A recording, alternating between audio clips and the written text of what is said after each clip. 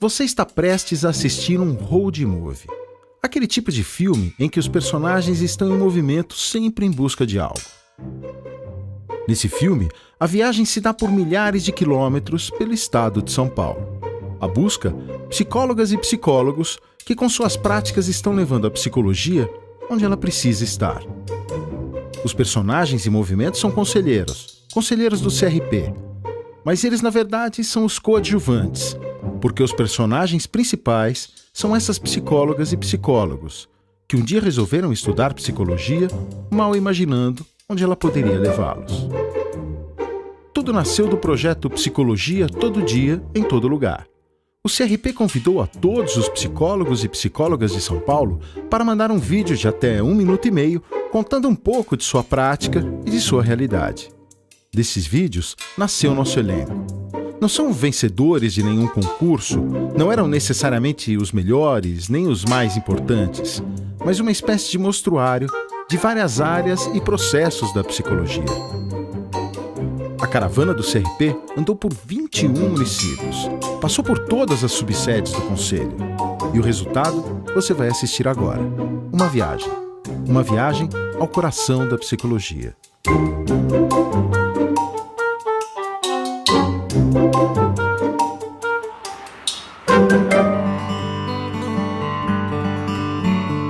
Me formei em dezembro do ano passado. E aí esse ano eles me convidaram para estar junto no conselho. E minha surpresa foi porque me chamaram para ser presidente. Ela tem muitas ânsias de trabalhar junto com as pessoas. Ela deu um curso ótimo para os agentes comunitários quando se instalou como tal o programa aqui no município. Essa aqui é a primeira equipe, né? Eles me ajudaram muito no curso que a gente fez ano passado. O que apareceu muito foi quando o Paulinho falou assim, olha, o que eu quero trazer? Discutir um caso, mas meu caso já morreu. Só que como que eu fico? Eu ia lá toda semana, eu ia 2, 3... Tinha um vínculo, eu perdi. Todos nós aqui já perdemos um paciente e depois a gente sente falta de chegar em casa, não encontrar. E não é só a saúde. A pessoa perdeu o emprego, ela vem com a gente. A pessoa perder, você entende? Se torna mais do que só a saúde, né? Estão preparados para andar? Bom dia. Ô Maria, eu vim pegar a receita sua. Viu, mas tá no dia de já pegar a agulhinha? Nós não pegamos mês passado? Não. No início também não foi fácil. Quantas vezes no início você vai bater, a pessoa não te atende, não sabe quem é. Então, quer dizer, é um trabalho dia a dia, conquistando. Tem uma agente de comentário de saúde que todo dia me para na rua. Olha, meu paciente lá, ele não sai de casa faz 15 anos. A mãe dele tá desesperada, você precisa me ajudar. Eu falei assim, vamos lá, marca com ela, eu vou lá na sua... Lá. Mas ele não vai te atender, porque ele não atende nem eu. Eu falei, não tem problema, eu converso com ele por trás da porta. Pra ir no psiquiatra, ele tem que pôr um cobertor na cabeça, entrar no carro, ir no psiquiatra e voltar. Ele não tem contato, ele não gosta, ele não consegue. Então tá, vamos conhecer esse caso. Então assim, os agentes procurando essa ajuda, assim, da psicologia. Mas assim, muito eles estudando para como cuidar no território.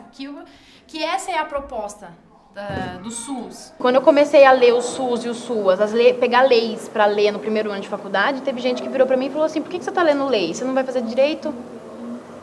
Eu falei, gente, mas eu tô estudando psicologia e essa lei perpassa por muita coisa. Eu falei assim, como que a gente vai trabalhar num serviço que a gente não sabe?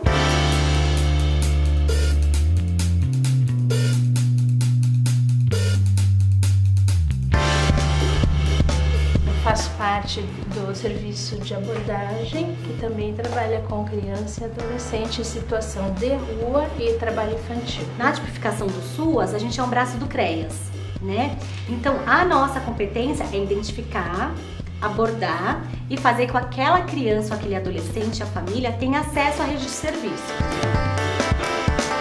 No início, a gente precisou pontuar alguns lugares, alguns focos, né, onde tinha os meninos em situação de trabalho infantil ou também em situação de rua. E aí a gente faz uma rota, isso a gente faz com o carro, né, aí a gente desce do carro e vai abordá-los e conversar, né, para entender o que está acontecendo. Dá a volta aí no canal, Caio.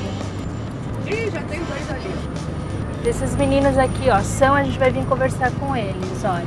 É o Edmilson. Pode passar, Caio. A gente procura ter essa sensibilidade da situação e para poder fazer um relatório, que também é outra questão, que a gente faz relatórios para os serviços de garantir proteção à criança, dizendo tal criança está passando por tal problemas, apresenta tal comportamento, né? O relato delas é muito forte, né? De que eles estão numa condição de pedinte, né? A gente tem que pensar na construção da subjetividade desses meninos, que está numa condição de esmolar, né? Uma condição de... E se isso não for... Se as políticas públicas não chegarem logo, vai ser cada vez mais cristalizado. Nosso trabalho fica muito no campo da subjetividade. Para o munícipe, ele pode entender que um trabalho de abordagem eficaz é aquele trabalho que retira os meninos da rua, né? E quando a gente consegue perceber que através da escuta da Viviane, ele consegue falar que ele é José, isso é um ganho.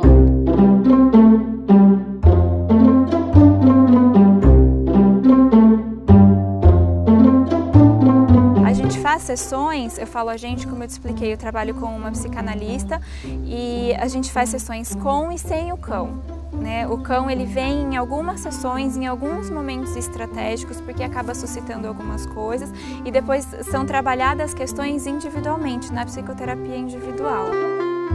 Vou pegar uma coisa aqui. Vamos lá. Mostra pro Bud. Uma cama. Oh, olha, Bud. Ela também consegue tirar o tênis. Tirar o tênis. Você tem chulé? Quando você tem um contato entre duas pessoas, em situação de terapia ou não, as pessoas, né, se cumprimentam, ficam de longe, você tem um processo até a pessoa se envolver, até a pessoa se vincular. Com o cachorro isso acontece assim.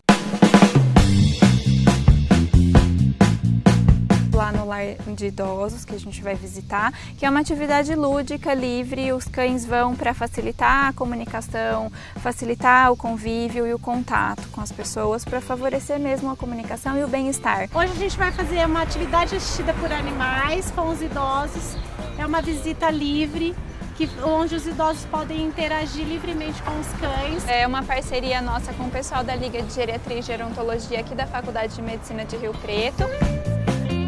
O cachorro é sempre um meio de você começar um assunto, né? Você chega com o cão, aqueles que gostam de cão já não precisa de mais nada, porque eles já começam a falar, já começam a interagir com a gente, já começam a querer chegar mais perto.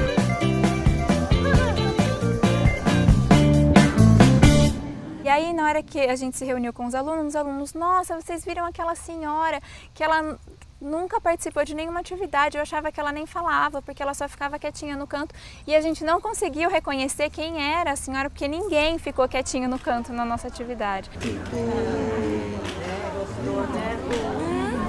Dona Lola adora, né? Bom, né, Dona Lola?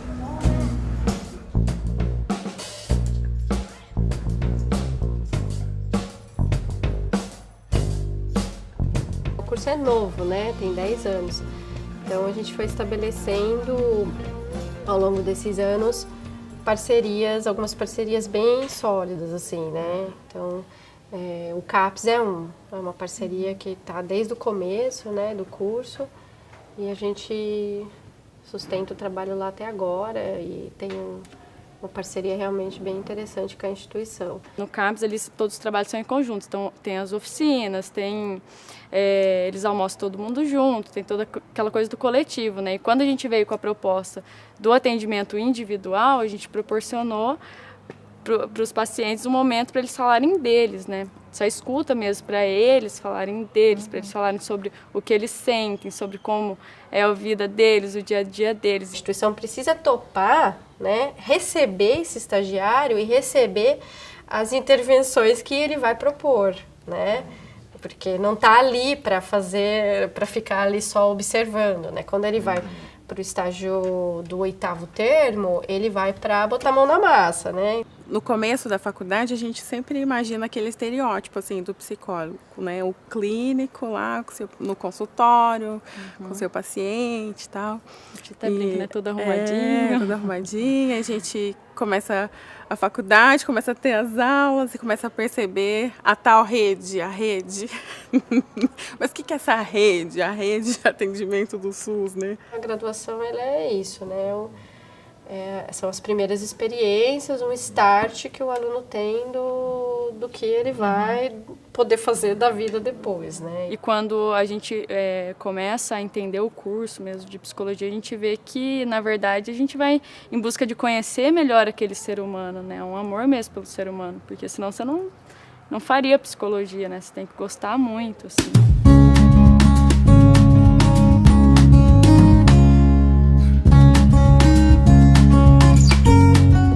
Cultural que é sofrida para quem sai, porque você vai para lá e você começa a perder a questão do contato com pessoas que parecem com você, que se assemelham com você, que falam que nem você e que tem as mesmas dificuldades. Você começa a ter um outro grupo de pessoas e esse grupo começa a ser majoritário, com um discurso completamente contrário daquele que você acredita. Então não é um trabalho fácil.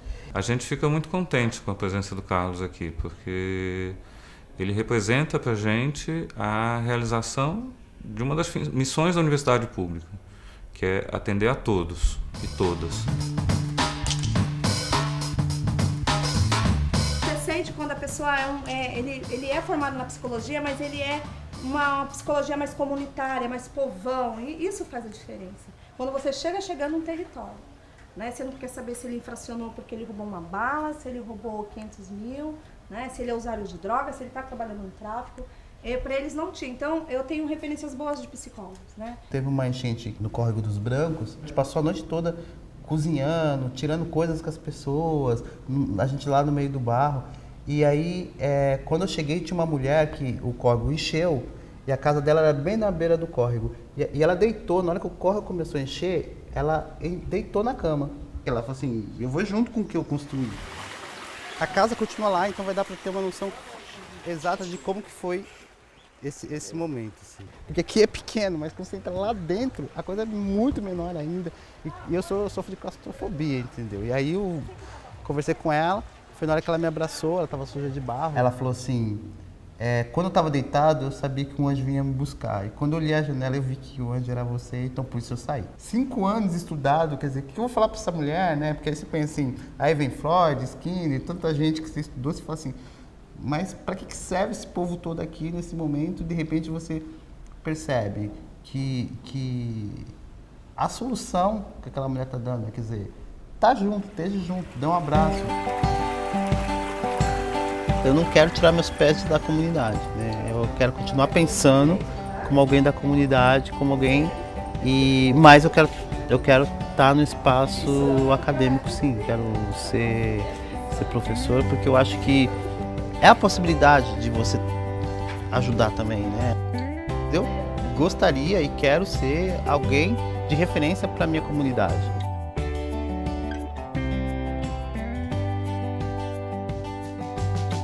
Todas as temáticas que envolvem criança, adolescente, normalmente, desde o ECA, o psicólogo é convidado a se posicionar, a ter o seu olhar sobre aquela temática. O nosso trabalho faz diferença.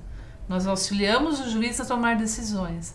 O nosso conhecimento permite que crianças sejam vistas com um olhar mais humano, mais subjetivo. A gente tem que ter esse cuidado, para a gente não expor a pessoa, a intimidade, algumas informações desnecessárias, mas ao mesmo tempo a gente tem que ter informações que subsidiem a decisão do juiz. Então a gente fica muito nessa linha assim, da ética, do sigilo, no respeito às pessoas. Esse homem, essa mulher, essa criança chegam no judiciário no último momento. Então a rede sabe dele. Eu sei de alguma coisa daquele momento que ele me traz, mas quem sabe é a rede, do histórico. Então, assim, estar com ela também é um recurso para entender esse sujeito, entender esse personagem. Acho que por um lado, e isso forma o meu trabalho, mas por outro lado também contribuir, como é que, da perspectiva do judiciário, a gente poderia dar algumas contribuições de encaminhamento, de articulação, né?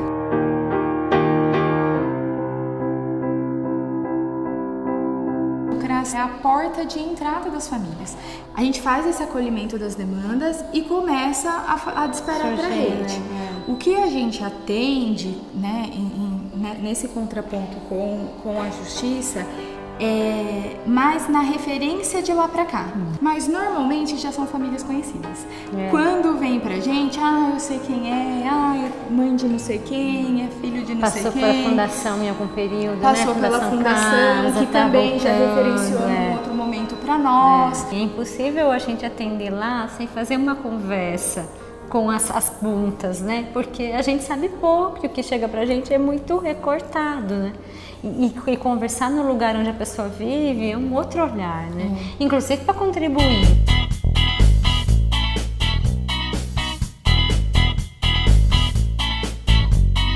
Nós fazemos o cuidado de pessoas que estão em situação de vulnerabilidade social, que têm algum tipo de transtorno mental, consumidores de droga, pessoas em situação de rua e a população no geral. E um dos eixos do trabalho aqui do Centro de Convivência é promover a geração de trabalho e renda na perspectiva da economia solidária. Uniarte é uma cooperativa onde todos os trabalhadores se reúnem para fazer artesanato para vender. Isso aqui são com caixa de leite, porta-panelas feito no crochê com tampinhas de garrafas. Eu tô com o coração apertado que não tem o do Corinthians. É que o Corinthians é tão bom que já foi vendido. Um cuida da finança, outro cuida da venda, outro cuida do caixa e assim vai levando. Quando um não sabe, ajuda. Eu gosto mais de vender. Como eu tenho dificuldade para fazer a conta, os meus amigos me ajudavam. Porque aqui eu vou me tratar. Só quando eu tiver alta que eu saio daqui. Aí uma outra trabalhadora fala, mas aqui não é curação.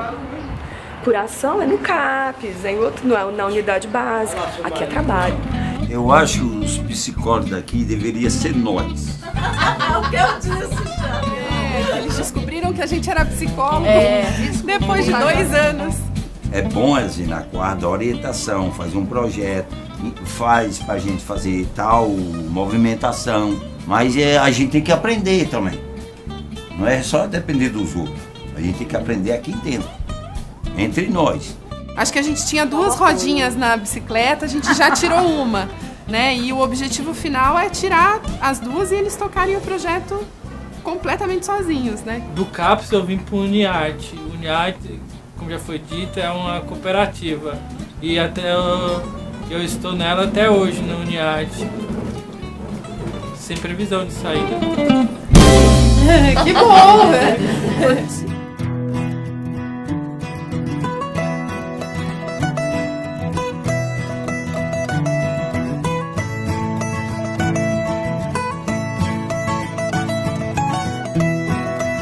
Fez o relatório, eu encaminhei e já foi marcado para sexta-feira agora para ela passar com os 2, com fono e psico. Quem sabe a gente espera esse retorno? Vamos ver.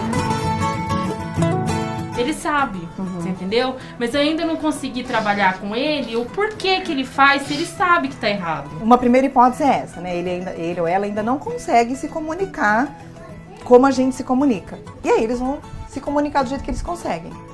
Como que é? Mordendo, empurrando. Só que a gente tem que ir conversando. As professoras conversam aqui, né? E a gente tem que ir conversando com a criança. No meu caso, só tem eu de psicóloga para todas as escolas da rede, né? São cerca de 85 escolas, né? Tem turmas de educação de jovens e adultos também. Alunos com deficiência que a gente tem cadastrados está por volta de 300. Eu vou com a minha avó, aí depois eu subo lá em cima, que tem internet. Depois eu escrevo aqui, ó, Lucas Gamer. Então, galera, hoje é de brincadeira de eu tô sozinha na casa da tia Janete. E agora eu me pergunto, o que eu tô fazendo aqui, né? É muito bacana ver ele fazendo esses vídeos e falando porque ele tá super desenvolto. Isso que é legal, porque todo mundo tem, né, o seu conhecimento. Oi, Léo, você chegou! Dá um beijo. Olha, viu? Beijo aqui. Aqui conosco ela ajuda muito no pensar um pouquinho as atividades e de acordo com o comportamento das crianças. A pedagogia é muito boa nessa questão de pensar as estratégias, mas a psicologia ajuda nesse olhar do comportamento, do sentimento, das expressões. É um grande diferencial pra gente. Claro que a gente quer que ele aprenda, que ele trabalhe, que ele conquiste muitas coisas, mas essa parte do humano é uma conquista que é essa, acho que é a parte que eu chamo de revolucionária. É um trabalho que eu sempre quis, eu tinha uma coisa de responsabilidade, de puxa, eu fiz uma universidade pública, eu quero de alguma maneira retornar isso, né?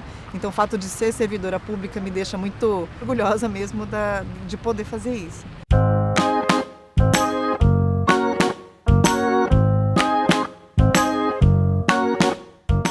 Fiz um ano de estágio, né? O estágio que eu desenvolvi aqui foi mais uma parte de observação, de escuta psicológica, que é uma coisa que na época eu tinha percebido que havia uma grande necessidade, né? Eles tinham essa necessidade de atenção, porque não tem ninguém lá fora, por exemplo, que quer escutar uma pessoa que está alcoolizada ou, né, ou transformada para escutar elas, né? Bem, senhor Laércio.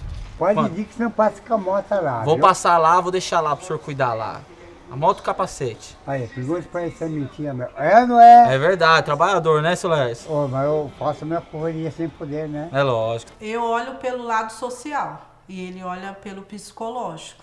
Aí é onde a gente se completa, porque eu falo, Alexandre, o que você acha? Vai ficar? A gente consegue manter um trabalho ou a gente encaminha? Você já está há um tempinho aqui já, né? Sim, um tempo já. Já está mais de um ano já, né? Mais de um ano. Mais de um ano. E as atividades aqui, Juan? Qual que é a atividade que você mais gosta de fazer?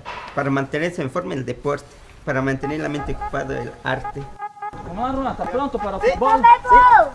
Vamos chamar o pessoal para o futebol, então.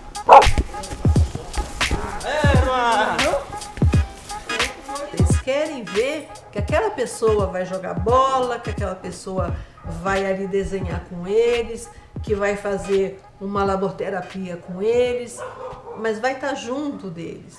E a diferença do Alexandre foi essa. Ele chegou aqui, ele revolucionou essa prática, né? Tanto que os meninos, a gente vê que quando ele vai fazer alguma coisa, tem menina aqui que chama ele de professor. Eu tenho que ir buscar uma menina hoje de manhã, quando eu cheguei, eu vou ter que ir buscar cola. Eu falei, mas você vai buscar cola onde? Lá embaixo com o professor. Eu falei, meu Deus, é o professor Alexandre. Eu falei, tá, o professor Alexandre pode. Entendeu? Então, eles criam um vínculo com ele. E esse vínculo é muito importante para eles.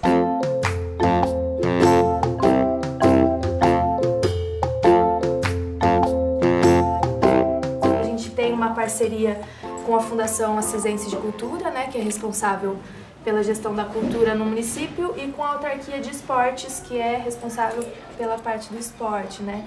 Então a gente desenvolve tanto atividades de arte, cultura, lazer, esporte, né, para permitir esse acesso, pensando na promoção em saúde, que é o principal foco, né, da Academia da Saúde, a produção de cuidado. Eu acho que o principal foco aqui é o acolhimento, né, do psicólogo, a questão do vínculo, né, de estar percebendo a questão das necessidades e das demandas da população para agir também na garantia de direitos, né. Eu acho que passa um pouco por várias questões, e eu acho que esse trabalho com a rede, de estimular a ação intersetorial, de chamar as parcerias, eu acho que é um trabalho também bem importante do psicólogo. Assim. Precisa ir lá visitar, ver como é que eles estão, se precisar dos vínculos que a gente tem. Eles fazem tratamento lá no ambulatório, então acho que os dois são pacientes do Diogo e da Cristina Dias. Teve uma situação interessante, teve uma reunião que a gente chamou a comunidade toda, e a gente tentando trazer a parte dos adultos, né, para tentar, né, mobilizar algumas coisas, e aí só veio criança e adolescente. E aí foi super interessante, porque a gente fez a reunião do conselho com o público de crianças e adolescentes. E na verdade eles conhecem muito as necessidades e as demandas do polo. Uma psicóloga tem uma visão diferente, né? Dá uma força, às vezes a forma que eu vou chegar na garotada, né? Às vezes ela fala, vai mais devagar, ou tipo, pega firme com esse, ou, né, alivia para aquele ali e tal, entendeu? É bom. não é de início que se descobre que eu sou psicóloga, na verdade, né, não é uma coisa que vai vindo com o tempo. Então eu sou tia, eu sou professora, né, e a gente vai levando, e é legal como isso acontece. Aí de repente, você é psicóloga, né, e aí a gente vê como que essa construção também do imaginário em relação à figura do psicólogo, da psicóloga, né, pode mudar conforme o seu posicionamento, sua postura também profissional.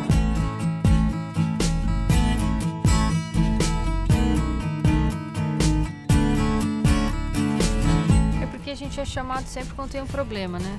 Apagar um incêndio. O time tá perdendo, então a gente chama. Quando você propôs lá atrás um trabalho para que isso não acontecesse, né? Não, ninguém ouve. Agora, quando tem um problema, daí a gente precisa ligar, porque, nossa, a gente precisa do psicólogo agora.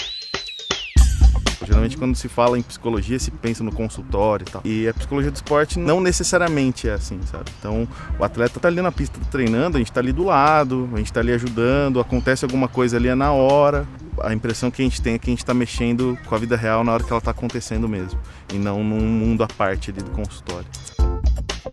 Eu costumo falar bastante sobre questão de nervosismo. Que às vezes tá durante a prova ali, você dá uma largada, você vê que a largada não foi legal. Aí no meio da prova já quer desistir de tudo.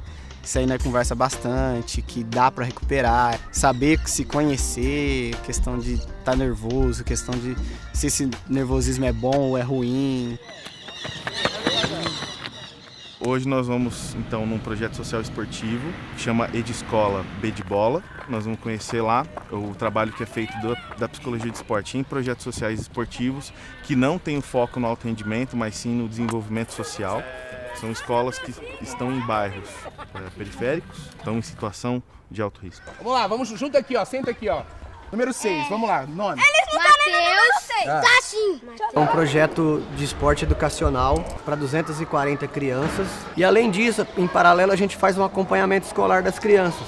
Hoje nós temos aqui 2 professores de educação física, 2 estudantes de educação física, um fisioterapeuta e uma psicóloga. Como eu cheguei até aqui foi pelo interesse da psicologia do esporte. Então eu busquei a ONG no interesse de conhecer mais, que foi uma coisa que eu não tive muito a fundo na faculdade. Só que a gente vai vendo ao longo do projeto tudo que não se aplica necessariamente à psicologia do esporte, né? Mas a psicologia educacional, a psicologia comunitária. O objetivo do projeto não é rendimento, né? É educação. O esporte é o que se fizer dele, né? É o Pierre Parlebat que fala isso. Então se você quer transformar esporte numa prática totalmente exclusiva, você vai conseguir. Você quer fazer do esporte uma prática de inclusão social, você tem a possibilidade.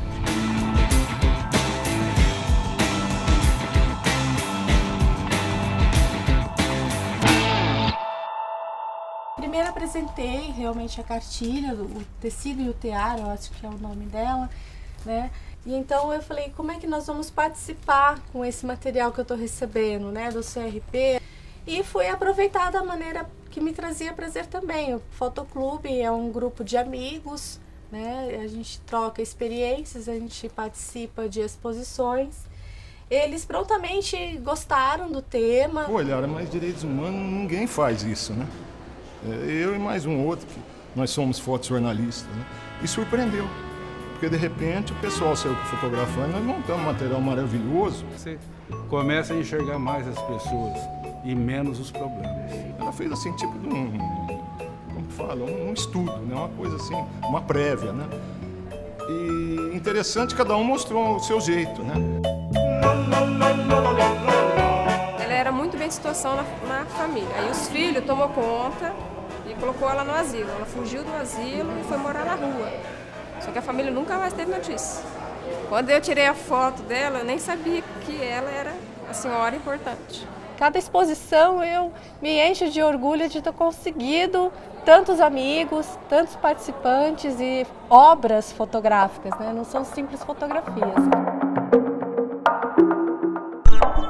O que é direitos humanos? Todo mundo tem o mesmo direito, para tudo. Incondicionalmente, comida, saúde, o que for. Para mim, o sentido é esse. A gente criando essa exposição, a gente abre o assunto, né, discute o assunto, também se formaliza um pouco mais, né, até para mim, que estava já formada em psicologia, né, estudando sobre direito humano na pós, trazer esse assunto para eles me colocaram seus pareceres, né, sobre o que era, e eu fui buscar também mais informação, mais entendimento, né, mesmo tendo já formação para isso, né, e tentando introduzir o assunto para eles, conforme eles foram me falando o que era para eles o direito humano, eu fui reaprendendo.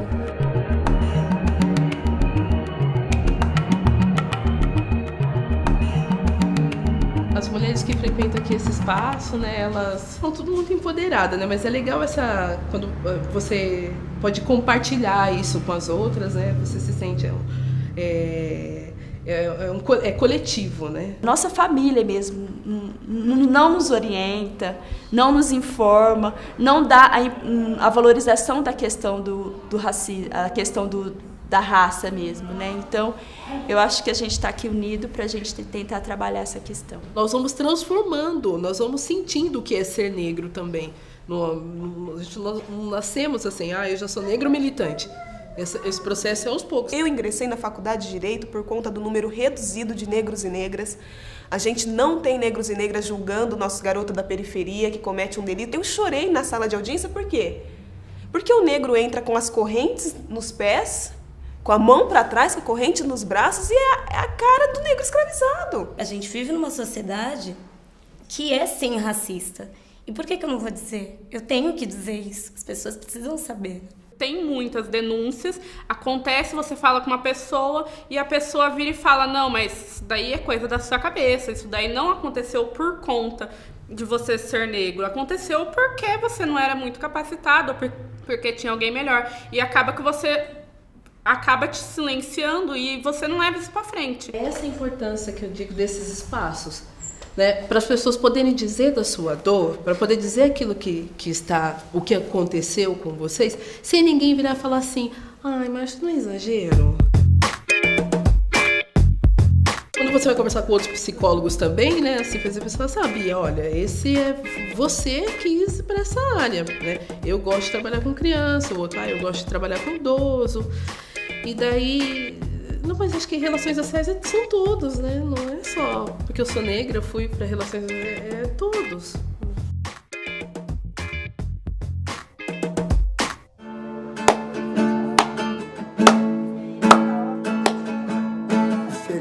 Segunda, sobrevivendo na rua. Tô mandando essa letra e a verdade não inclua. Correndo risco de morte, passando por apuros, trancafiado.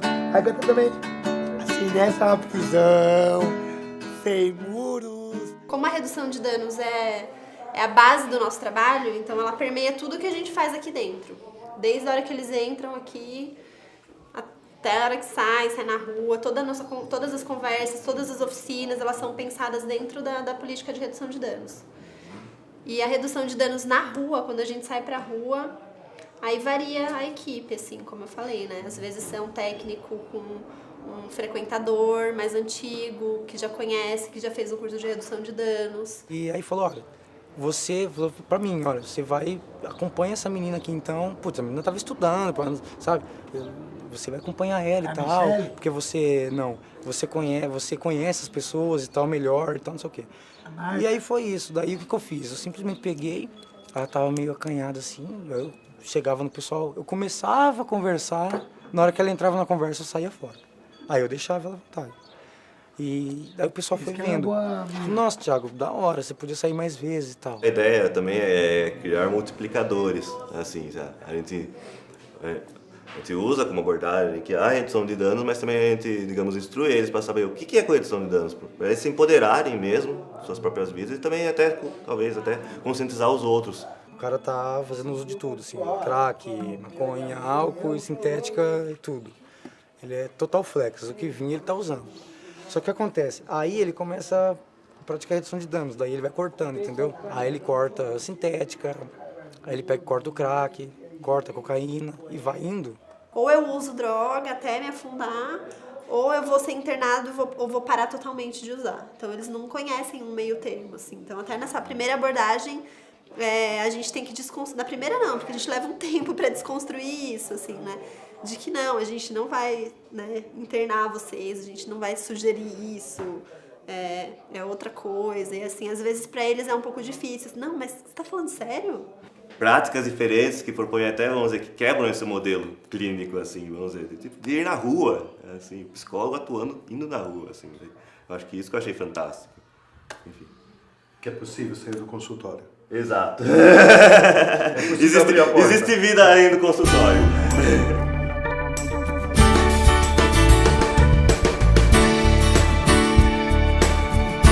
Quando a gente fala em psicologia do trânsito, a gente tem 2 grandes campos de atuação. A gente pode criar 2 grandes categorias. No campo de políticas públicas, pode, por exemplo, assessorar projetos de segurança viária, e aí ele se desmembra na área de engenharia de tráfego, fiscalização de trânsito, e aí na avaliação psicológica, na qual se insere a perícia. E em avaliação psicológica tem uma outra atividade que é o atendimento psicológico para a solução de problemas de ajustamento no ato de dirigir, que é uma das atividades que eu faço. Eu coloquei na minha cabeça que eu não conseguia dirigir. Será que dá? Vamos lá. Boa, muito bom. Se não desse, eu ia sinalizar para você. Só de eu falar para o pessoal, agora a gente vai para o carro, ela treme. Às vezes ela chega achando que vai fazer só um trabalho de consultório.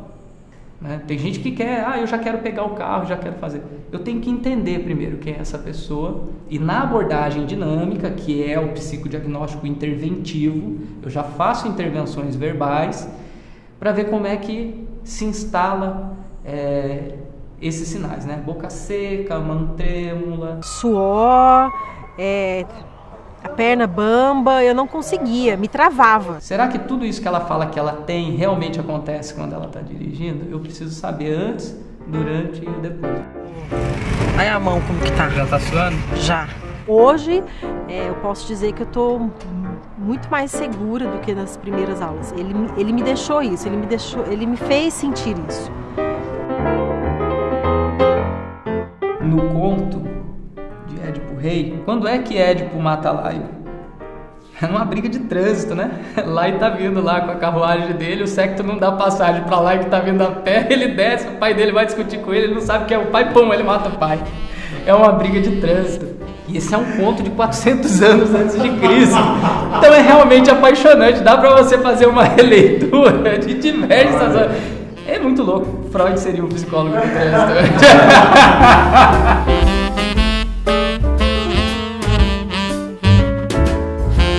Pessoal aqui da TV PUC. Aqui é a entrada do serviço. Minha prática é muito ligada à questão de oficinas, de grupos, né? De também ter alguns acompanhamentos no território, com visitas domiciliares, conversar com a rede. Você sabe cantar? Qual que é o papel do psicólogo para vocês aqui no CAPS? Acho que ajuda bastante, né? Por exemplo, o grupo que você faz. Acho super importante porque a gente coloca para fora, né, o que a gente está sentindo, e isso é muito bom, sabe? Quando a gente bota para fora uma coisa que tá comendo a gente por dentro. Que nem, por exemplo, o grupo do Carlos. Ele é mais de conversar com a gente e ele pede pra gente escolher um tema. E a gente escolhe. E o tema que a gente escolheu dessa vez foi ver visões, ter alucinações. Não esquecemos da luta antimanicomial e sempre fazemos alguma intervenção a respeito disso. Uma das próprias oficinas que eu faço, a gente já teve a oportunidade de criar 2 vídeos curtas, amadores, mas que trazem um pouco da ótica do usuário, falando sobre ele, falando do seu serviço. Como que ajuda fora do CAPS?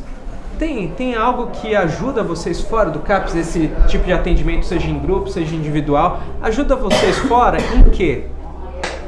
Eu acho que ajuda na convivência com o público, com as pessoas da rua, né? Tinha medo das pessoas, tinha medo mesmo, sabe? Não olhava nos olhos mesmo. E hoje não, hoje eu olho nos olhos, sabe? Olho de frente. Se não fosse o CAPS, teria muitas internações. A gente ia ser internado, né, com as nossas crises, né? Porque antigamente era assim, né? Dava as crises, ficava trancado.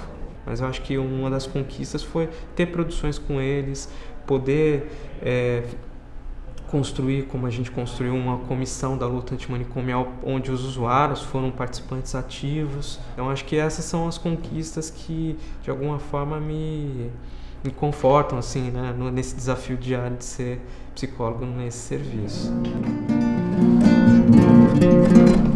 Você é luz, é raio, estrela e lua, manhã de sol, eu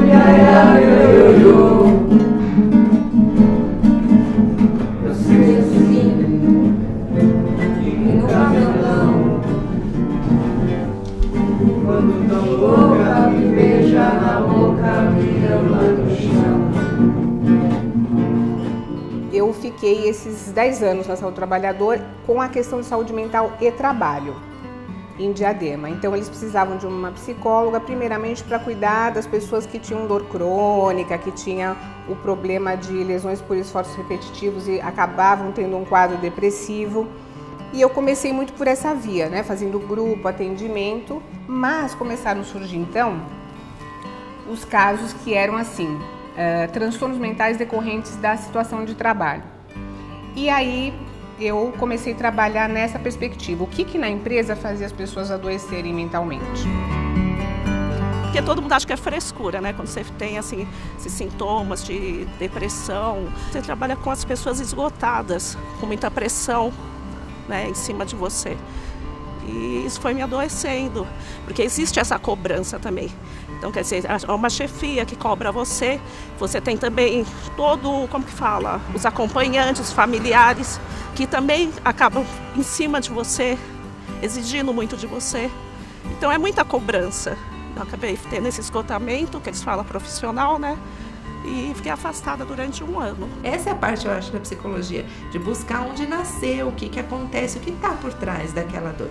Porque quando você tem uma dor emocional, a dor física ela é muito potencializada, né? Porque você tem essa indignação dentro de você, sentimento de injustiça, e isso, a situação fica potencializada. A Lu ajudou bastante, né? Tô bem, assim, né? É bem melhor que antes, né? Ainda estou bem aqui, assim, tem mas também melhor. A gente tem que aprofundar bem essa escuta para depois começar a ver qual que é o segundo passo, né? E isso significa você não violentar novamente a pessoa, porque ela precisa agora alguém que em quem ela possa confiar e dizer, olha, aconteceu isso e eu tô achando que é um absurdo. Isso pode acontecer com alguém? Né? Em outras palavras, ela só te perguntando isso. Você vai dizer, não, não pode, não é digno. Alguma coisa vai ter que ser feita, né?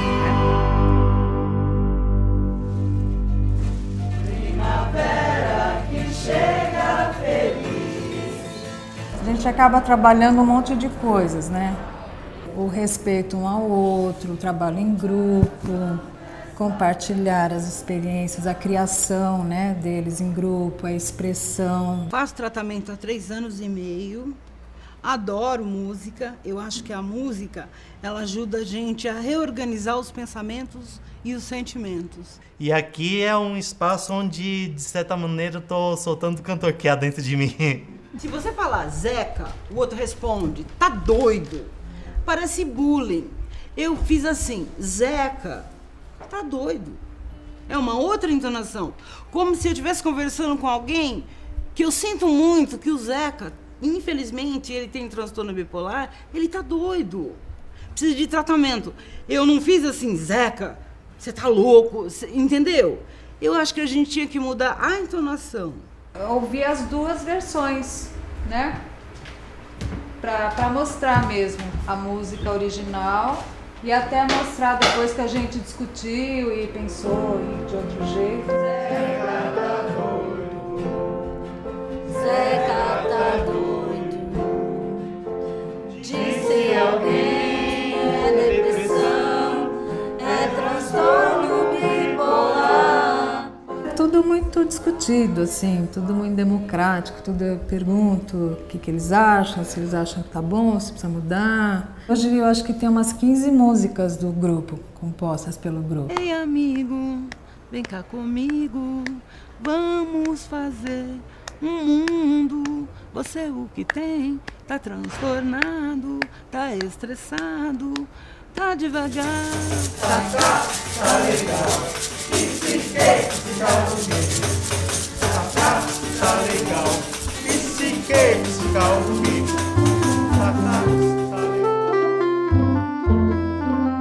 Fico o tempo todo falando, gente, nós temos que fazer diferente, gente, não é isso, vamos pensar, vamos ler tal coisa, vamos fazer tal coisa. E aí, assim, grupo, o que é o grupo? Qual é o nosso papel no grupo, gente? O que nós vamos ter que trabalhar? Nos grupos mesmo, a gente trabalha sempre em dupla.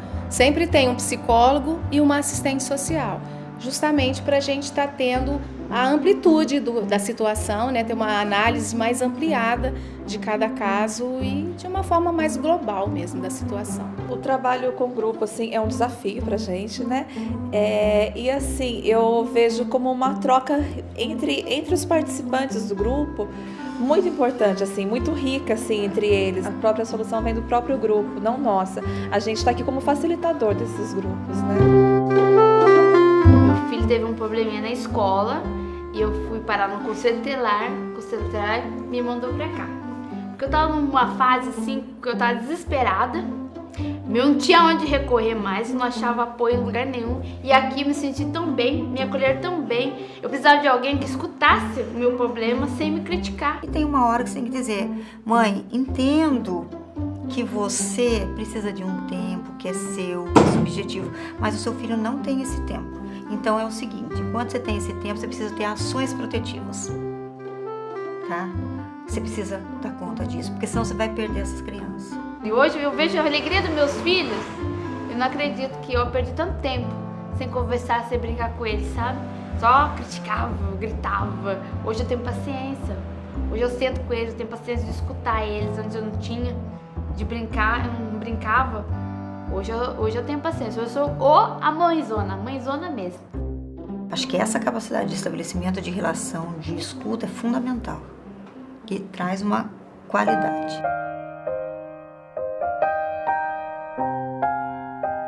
Oi, você aqui é a Milena? Eu sou. Prazer. Sou Elisa, presidente da IP. Um trabalho de aconselhamento, basicamente, eu percebo que essa questão do apoio emocional, do suporte emocional para avaliação dos riscos, né, das vulnerabilidades, né, o conhecimento da psicologia é muito enriquecedor. Você sabe se a carga viral dele tá indetectável, se tem indetectável. Isso é um ponto muito importante. Então, diante dessa informação e da outra informação de que realmente não houve um contato direto do líquido sexual com a mucosa, eu afirmo assim com mais tranquilidade a você que não houve risco. Ok, tô mais tranquilo. E aliás, tem uma dúvida também. A gente observa aqui pelo relato dos usuários que chegam até o CTA que eles têm aqui como meio que um lugar onde eles vêm e conseguem ser eles mesmos. A primeira vez, na verdade, foi para eu fazer os exames, né? De doenças sexualmente transmissíveis que eu fiz. Que eu sempre, na verdade, em 3 meses eu faço, né, amor? Aí foi quando eu comecei a conhecer que tinha psicóloga aqui, comecei a conversar, eu falei com ela que eu tava precisando, que eu queria fazer a transição, né? Aí foi quando começou tudo, entendeu? Nossa conversa, aí eu fui lá no ambulatório do CTA, aí ela falou, tu tem que fazer tratamento psicológico, psiquiátrico, né? Existe ainda essa necessidade da pessoa que deseja fazer a mudança, né? Aí o processo transexualizador, de passar por essa etapa do atendimento psicológico e de um laudo psiquiátrico, que é um atendimento que dura em torno de uns 2 anos. Primeiro as conversas, como a gente tá, como foi o dia, né? Aí depois começa os papos mais profundos entre a gente, entendeu? Eu tentei suicídio a primeira vez, né? Aí, infelizmente, não deu certo, né? Foi quando elas começaram a me tratar e agora que eu tô bem melhor. Mas de vez em quando dá uma recaída, mas ela já me conhece, já faz bem aqui. Aí eu venho, converso com elas, aí passo. Se a gente não se acomoda, né, a gente está aberto, o tempo inteiro a gente está aprendendo, inclusive com os usuários, né, porque eles chegam aqui com dúvidas muito pertinentes e a gente muitas vezes não parou para pensar e vai buscar informação a respeito daquilo, né?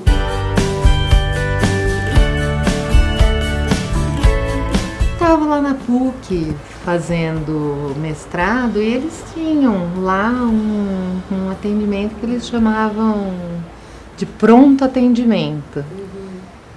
E daí eu psicologona, clínica junguiana de longa duração, entendeu? Eu falei assim, mas gente, olha o que eles estão fazendo com a psicologia. Eles estão falando que eles atendem uma sessão, 2 sessões e que conseguem, que alcançam. Desconfiei, mas desconfiei daquilo totalmente, né? E daí falaram, não, vai lá ver o que é plantão psicológico. Então eu fui e vi o que era atendimento em emergência. E foi daí que eu comecei experimentalmente. Você vê, a coordenadora da clínica da época falou assim, olha, você não tem ideia da quantidade de gente que aparece aqui e fala, não tem nenhum psicólogo aí que eu possa conversar agora com ele? E daí eu pude implantar o nosso projeto de plantão. Hoje já é referência aqui em Bauru, né? Chega a pessoa naquele sofrimento, teve até um caso, né, a pessoa bem cabisbaixa, assim, ela saiu do plantão já revigorada, sorrindo. Desde o primeiro ano a gente se prepara para isso, né? Pro último ano está preparado mesmo pro plantão, que é assim o estágio mais que dá assim. Eu acho que é o estágio mais esperado da graduação, assim. A pessoa chega com aquele sofrimento, ela pode ficar quanto tempo for necessário para ela, né? Então, tem casos de estagiários que já ficou 2 horas com o mesmo paciente, né? Então... Porque o padrão da psicologia de atendimento 50 minutos, né? 1 hora no máximo, né? E no primeiro atendimento de plantão, não. O compromisso do plantonista no primeiro atendimento é ir até a angústia ter sido sanada, até ele realinhar aquele paciente. Quando a gente opta pela psicologia, quase que não é uma opção por uma profissão, né? É uma escolha de um estilo de vida, né? A dedicação que você vai ter àquela ciência, aquilo é de uma vida inteira. Não concebo um mundo sem psicologia, né? Para mim, psicologia é fundamental para tudo, né? Um outro mundo talvez ainda seja possível. E quando isso acontecer, vai ser ótimo se a psicologia enxergar ali a sua contribuição. É disso que esse Road Movie tratou. Mas antes de subirem os créditos finais, ainda é tempo de agradecer a essas centenas de profissionais e estudantes que participaram desse projeto, enviando vídeos e partilhando suas experiências, democratizando seu conhecimento. Uma generosidade que faz com que a gente acredite um pouco mais nesse outro mundo. Essa caravana do CRP termina por aqui, mas a psicologia continua. Todo dia, em todo lugar.